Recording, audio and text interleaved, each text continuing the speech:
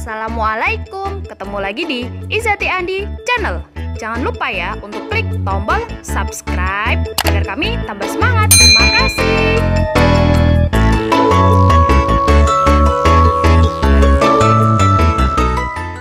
Assalamualaikum warahmatullahi wabarakatuh. Bagaimana kabarnya anak-anak? Tentunya semuanya dalam keadaan sehat ya. Baiklah, kita kembali lagi untuk belajar IPA masih di bab 2 tentang klasifikasi makhluk hidup. Bagian yang kelima atau yang terakhir mengenai kingdom hewan atau animalia. Oke, langsung saja. Berdasarkan ada dan tidaknya tulang belakang, kelompok hewan atau animalia dibedakan menjadi dua, yaitu avertebrata dan vertebrata. Vertebrata sendiri artinya hewan yang mempunyai tulang belakang. Kemudian ada avertebrata, A itu artinya tidak atau tak, jadi artinya adalah hewan tak bertulang belakang. Jenis-jenisnya ada apa saja? Mari langsung kita bahas satu persatu. Kita mulai dulu dari hewan avertebrata atau hewan tak bertulang belakang. Avertebrata dibedakan lagi menjadi 6, yaitu yang pertama ada hewan berpori atau disebut porifera. Ciri-cirinya antara lain tubuhnya seperti spons, habitatnya atau tempat hidupnya di perairan. Contohnya ada Spongilla, Euspongia, Potyrion, Scypha ya. Contohnya gambar di bawah ini ya. Ini adalah Euspongia, ini Proterion, ini Scypha. Kemudian yang kedua ada hewan berongga atau Colenterata. Ciri-cirinya antara lain 1. Mempunyai tentakel untuk menangkap mangsa. 2. Pada permukaan tentakelnya terdapat sel beracun yang menyengat. Contoh di sini ada bunga karang, ini Obelia, ini Hydra, ini anemon. Selain itu ada ubur-ubur, kemudian ada bunga karang. Nah, ini sama Obelia, Hydra, dan anemon. Kemudian yang ketiga ada cacing atau vermes. Cirinya bertubuh lunak, dia tidak bercangkang, dan tubuhnya simetris bilateral.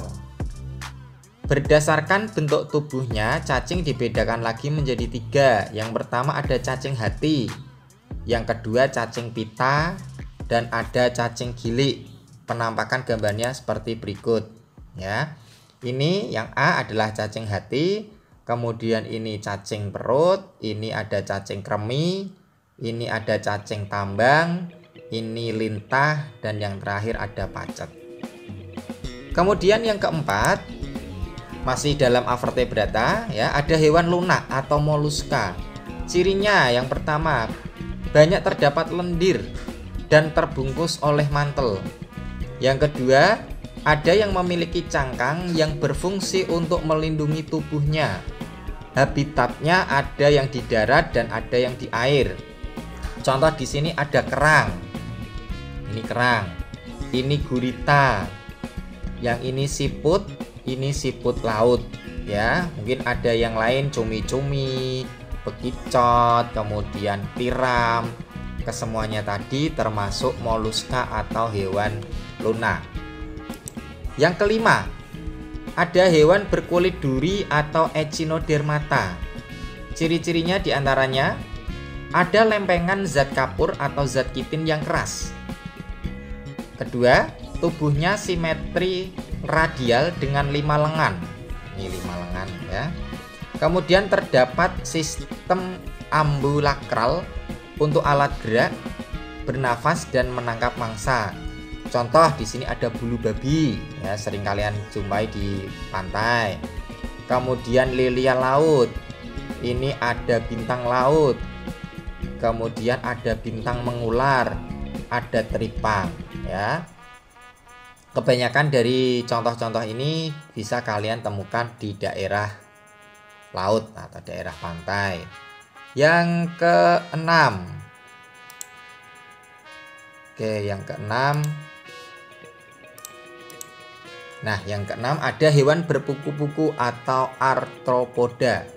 Arthropoda sendiri dibedakan menjadi 4. Yang pertama ada insekta atau serangga.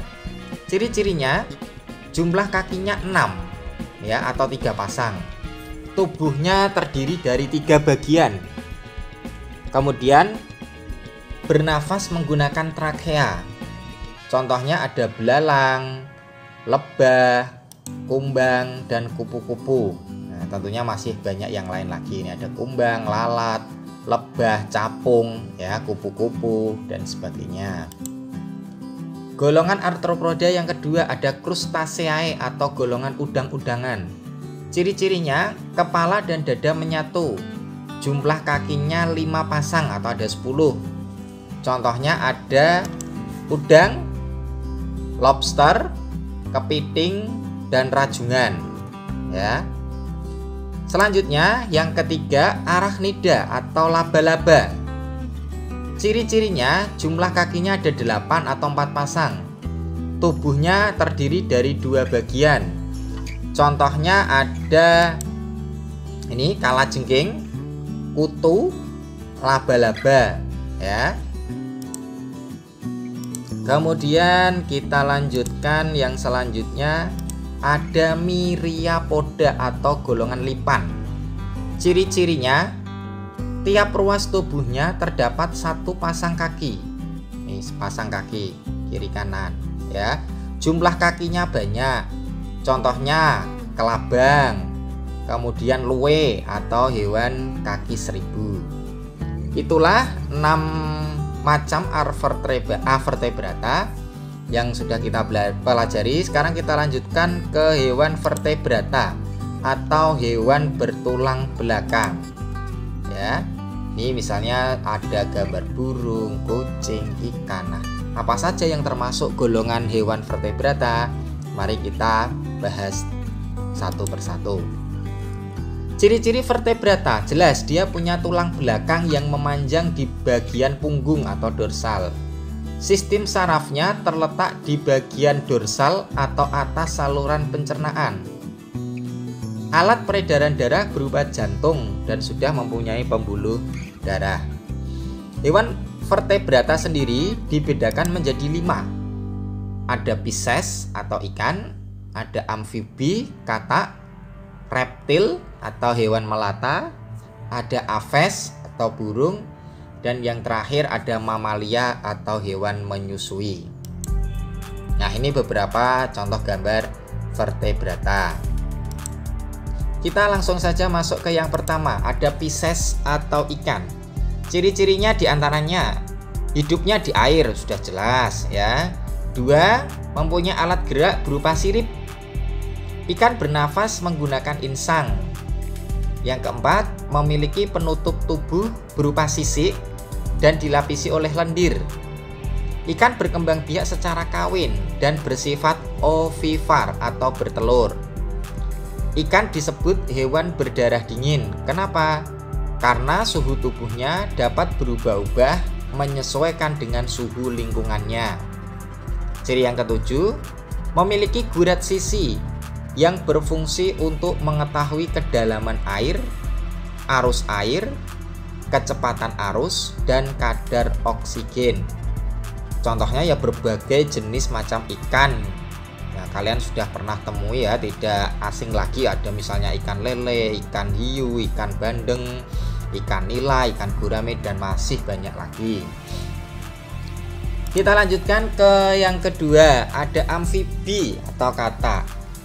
Ciri-cirinya sama dengan ikan ya, dia termasuk hewan yang berdarah dingin, jadi suhu tubuhnya menyesuaikan suhu lingkungan. Berkembang biaknya secara kawin ya, bersifat ovipar. Kemudian alat penglihatannya dilengkapi dengan pelupuk mata atas dan bawah.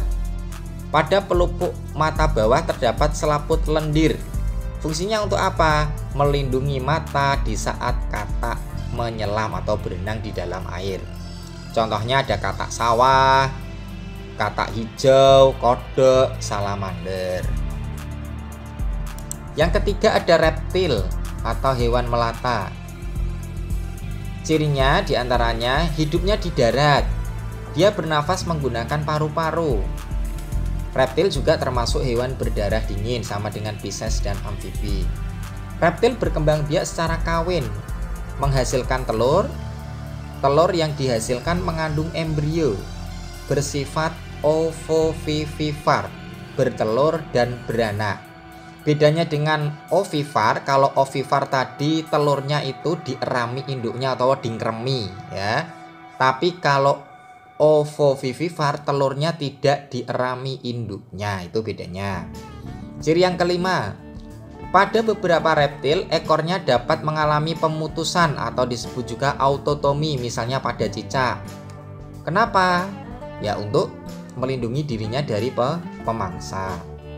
Ciri yang keenam, tubuhnya ditutupi dengan kulit yang kering, menanduk dan bersisik. Contohnya kadal, buaya, ular, kura-kura, cicak, komodo, tokek dan masih banyak lagi yang lain. Yang keempat ada aves atau burung. Ciri-cirinya memiliki bulu sebagai penutup tubuh. Dia bernafas menggunakan paru-paru. Burung juga mempunyai alat bantu pernafasan yang disebut dengan pundi-pundi udara. Fungsinya untuk apa? Untuk membantu pernafasan saat burung terbang.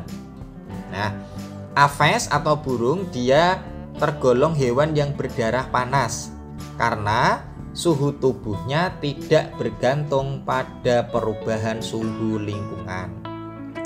Berkembang biak secara ovipar atau bertelur.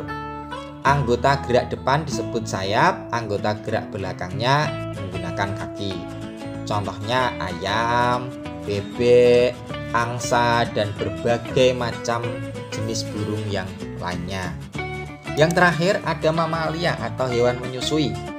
Ciri-cirinya yang pertama, tubuhnya mempunyai penutup berupa rambut, kemudian memiliki kelenjar susu atau glandula mammae.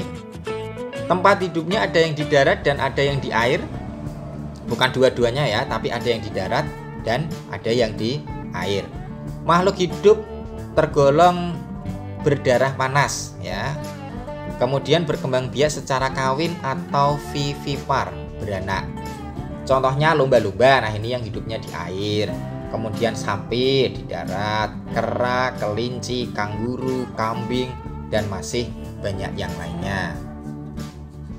Oke, materi pada bab 2 tentang klasifikasi makhluk hidup selesai sampai di sini. Kalau ada yang kurang jelas silahkan tinggalkan di kolom komentar, nanti akan kita jawab ya. Kurang lebihnya mohon maaf.